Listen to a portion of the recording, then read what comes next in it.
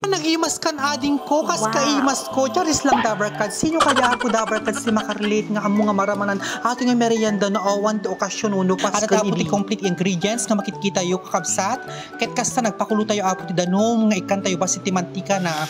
Ato ket based on my experience kasi kakabsat idi nagtrabaho na ti Jollibee ket 12 minutes ko lang nga lutlutuin ti pasta. Ket natulad ko mutin kakabsat tapos idi naluto ti pasta kakabsat ket syempre ket tayo mo ti danom nan tapos ikan tayo apo basi ti mantika na tanong nga dikit-dikit ti pasta tapos kabit tayo fruit cocktailon, kaong, and malagip ko kakabsat, syempre ang muta yung mutam amin tagarami ti kaso ti macaroni salad dun.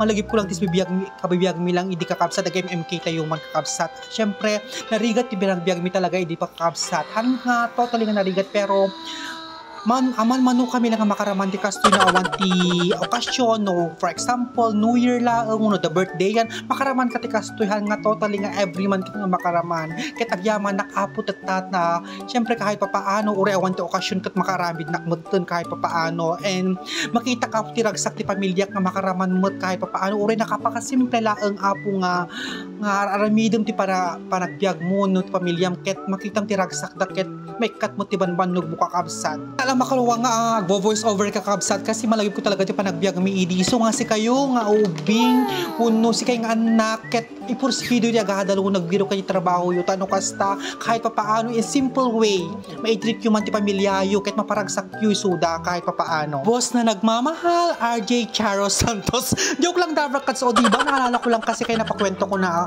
yung buhay ko o yun lang dabarkat kasi follow nyo lang yung steps na yon at tapos gawin nyo na ito lalong ngayong tag-init and i-treat nyo na rin sarili nyo. Thank you so much for watching. I love you all. God bless us all.